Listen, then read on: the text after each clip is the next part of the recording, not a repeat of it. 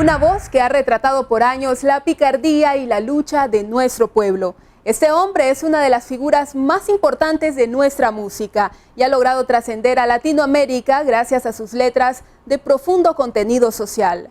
Aún así, es una de las personas más humildes que hemos tenido la dicha de entrevistar en este programa. Bienvenidos a Mi Vida, Mi Historia con Carlos Mejía Godoy. Acompáñenos.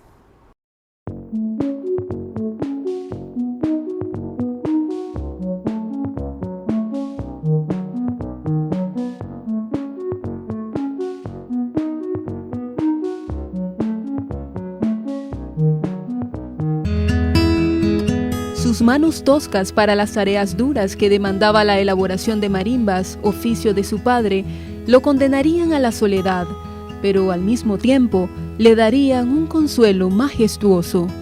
Se me caían las cosas, no tenía capacidad para hacer un nudo, para sostener una cosa, es decir, era un poco inseguro y eso me creó algunos problemas.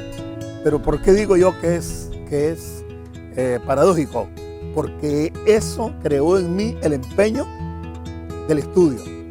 Mientras mi hermano tenían habilidades con las manos y le ayudaban a mi padre en las cosas artesanales en las que yo no funcionaba, me gustó la historia, me gustó la literatura, me gustó la gramática.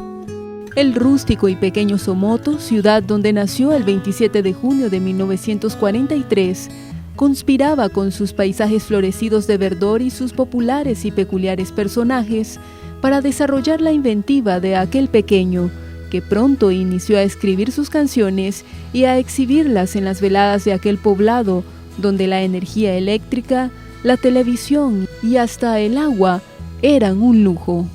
De tal manera que cuando llegué a la secundaria en el Colegio Salesiano de Granada, ya yo había empezado a sentir esa necesidad de comunicarme a través de la conversación y poco a poco, igual que Luis Enrique en su colegio, fuimos participando en las manifestaciones culturales del colegio y de ahí pasamos lentamente, casi sin darnos cuenta, a asumir ya una vocación. Él se empezó a enamorar de los aplausos y a destacar en el colegio por su participación artística y su gran talento narrativo. Inicia a estudiar Derecho en León. Ahí, en busca de ayudar a sus padres con los gastos que implicaba su formación universitaria, llega a una radio local. Se llamaba Radio Atenas, empiezo a leer versos, empiezo a hacer programas culturales y entro a hacer los programas picarescos, los programas que tienen que ver con los personajes. Y como León es un hervidero de íconos callejeros, yo me daba gusto hablando y comentando y platicando con ellos y sacando las primeras ideas para las canciones. La carrera de Derecho no le da las satisfacciones que desea. Se marcha a Managua a estudiar periodismo y pronto llega a Radio Corporación, donde crea el personaje Corporito, un campesino que hace uso de la sátira y el doble sentido para denunciar los abusos del régimen somocista instalado en el poder desde los años 30. Corporito fue mi primera experiencia como creador de parodias desde Radio Corporación. Radio Corporación pasó a ser mi primer hogar de la radiodifusión.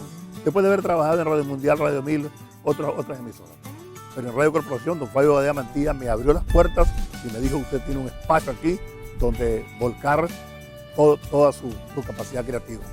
Y ahí en la radio, mientras yo hacía Corporito con Otto de la Rocha, con el Indio Panterrosa, ahí un trabajo colectivo, ¿verdad? Y atacando la dictadura, ahí también empezó a hacer mis primeras canciones. Fui multado, fui amenazado muchas veces.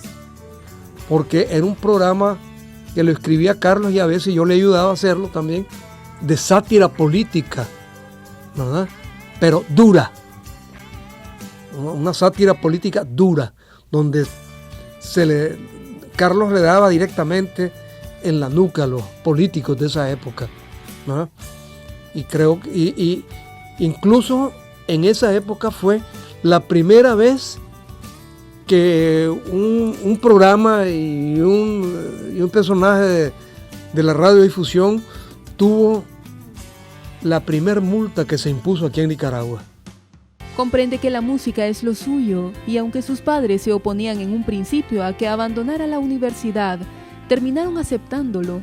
Al fin y al cabo, toda su familia por muchas generaciones se habían dedicado al arte y sabían que era imposible decirle que no a ese llamado.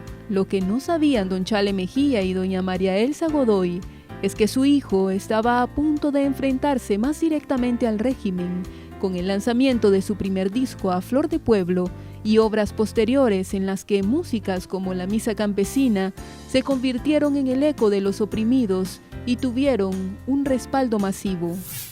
Alforja campesina pinolera, sos el mero escapulario de mi tierra. Cuando vienes del pueblo bien cargada, me pareces a una indita embarazada. Alforja campesina proletaria. Cantos posteriores serían aún más directos en contra del régimen. Empieza una etapa amplia de reconocimiento nacional y pronto el nombre de Carlos Mejía Godoy y los de Palacagüina, sus compañeros de canto, serían reconocidos en el mundo entero.